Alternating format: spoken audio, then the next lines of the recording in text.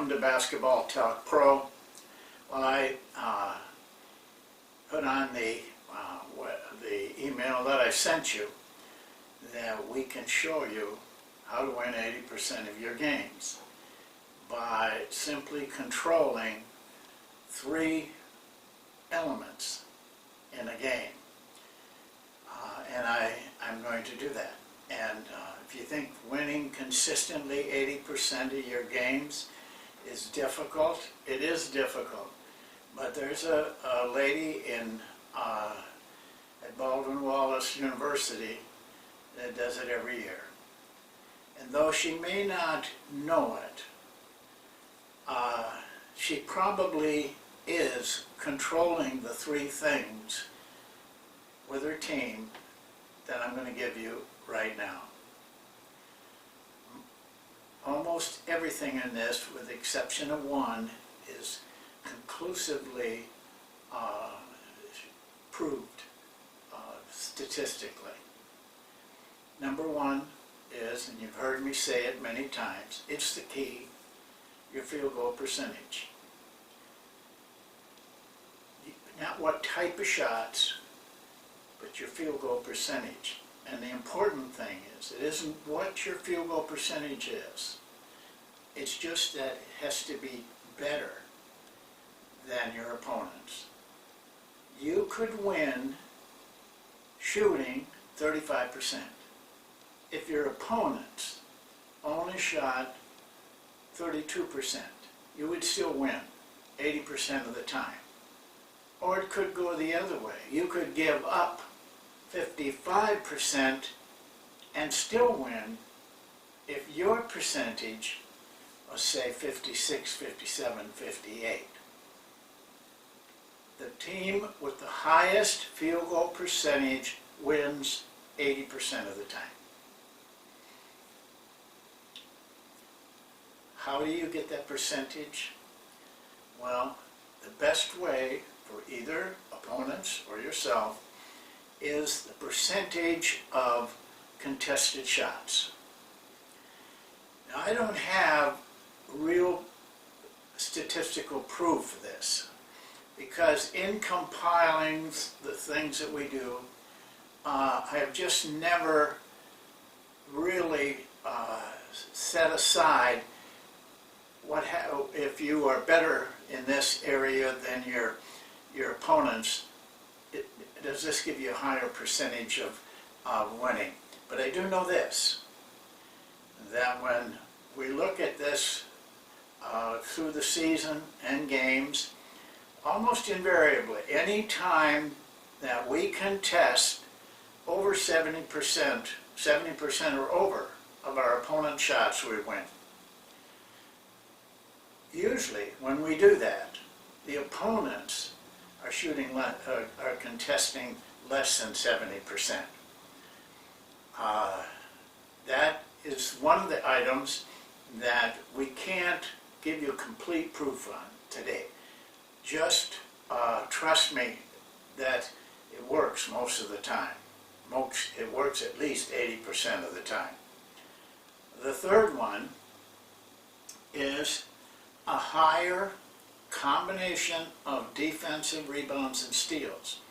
Defensive rebounds and steals combined, if you have more of those than your opponents, you're going to win 79% of the time. Almost the same as field goal percentage. And there is a reason for that. And I want to go into those in just a little bit and show you on the chart what I'm aiming at. But those are the 3 items. If you control them, by controlling, I mean you're better than your opponents in those 3 areas, you're going to win 80% of your games. And I want to talk to you a little bit more about that. But first of all, I'd like you to take a look at this chart I have.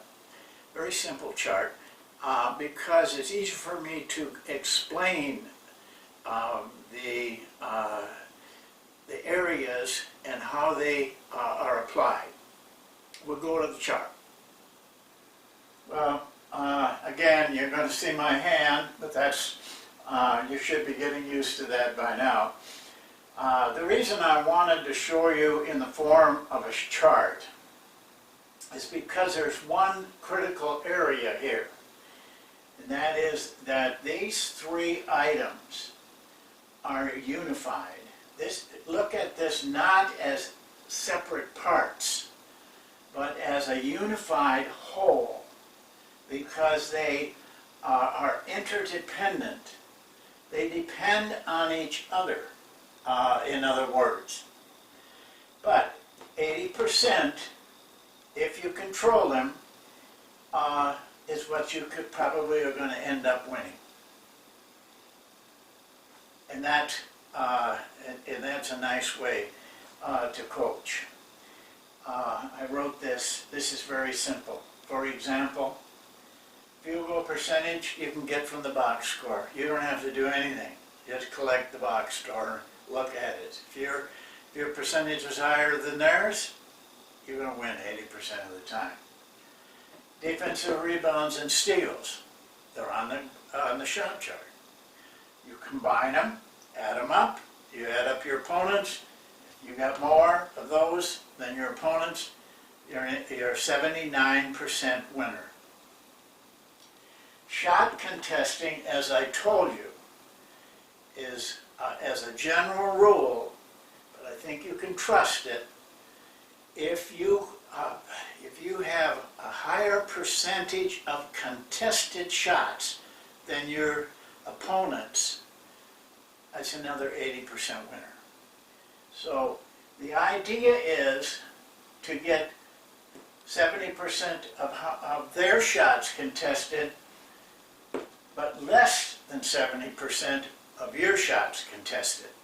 Because you see, this all works together.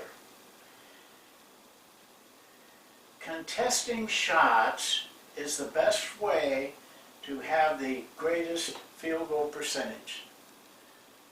This is a critical part of that percentages, those two percentages, your opponent's and your own. But shot contesting depends an awful lot on this number. You see, defensive rebounds and steals, when you have them, you get the majority of the defensive rebounds and steals. You get more uncontested shots. You do. When you get the most of these, you get more uncontested shots. By the same token, if you get less, your opponents get more contested shots. Why do I say that? Because this I can prove, that if the best place to get uncontested shots is from these two possessions. Remember, we call them POP, positive offensive possessions. They are ones that you get a high percentage your field goal percentage is very high in. So you either have to cut those down, and you will, if you don't give them a lot of defensive rebounds and steals. You will cut down their effectiveness to contest shots, which in turn will cut down their effectiveness to get field goal percentage. So you see, you can go back, you can see how I've circled this here. Everything connects. Everything is dependent on each other. And so it's unified. It's not parts. It's a whole. And it's a very simple way to run your team. Take these three things, study them, learn them, get good at them, get yourself drills that will help you to do that, and offense and defense that helps you to those three things, and you have tremendous success. So, what you need to do as a coach now, if you would just take this chart, write it down, And if you would just say, these are the three things that I'm going to plan everything around. Everything I do out on the floor as a coach. First of all, an offense. Second of all, a defense that can develop these kind of numbers here. And then you have to sit down and say, okay, how do I take my defense and provide defensive rebounds? Well, you're going to have a lower field goal percentage. A low field goal percentage will give you more opportunities for defensive rebounds. Deflections give you more steals. We know that. And this then puts you in a position where you're going to get more uncontested shots, higher field goal percentage. And you can work around this chart for an hour or two. But it's always going to be like this. So you have to now take your offense and your defense. Now you start breaking that down. How do you break it down? Well, we've told you, everything you do has to relate to that offense and defense.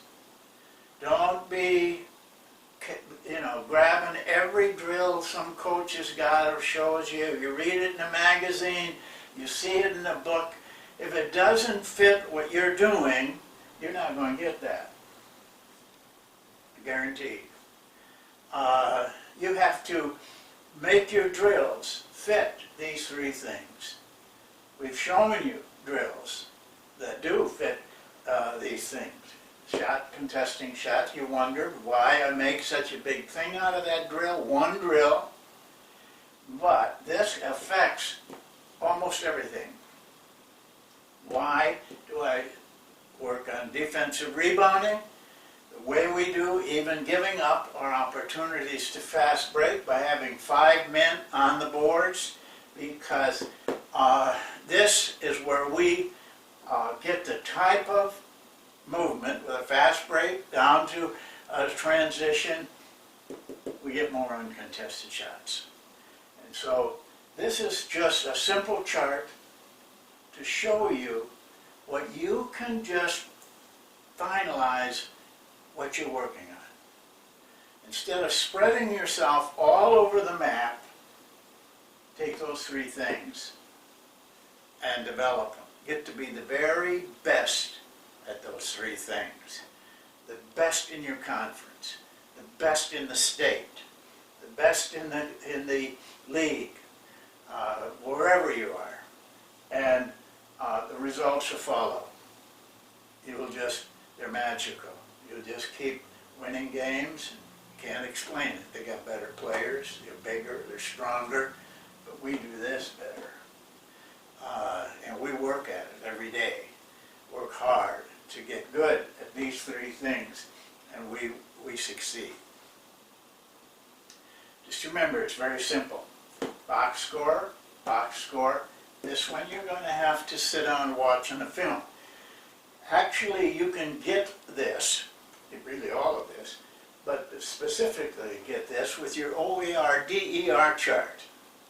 All you got to do is add a U, meaning uncontested.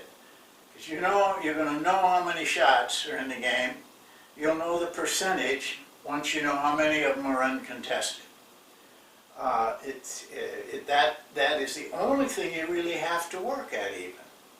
These two things you're doing anyway. They're there. So that's it for today.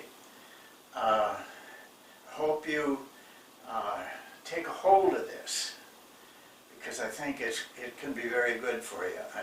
I wanted to bring you something simple that you can work on. You can work on all summer long. That's it for today. Thank you for watching, and we'll see you next time.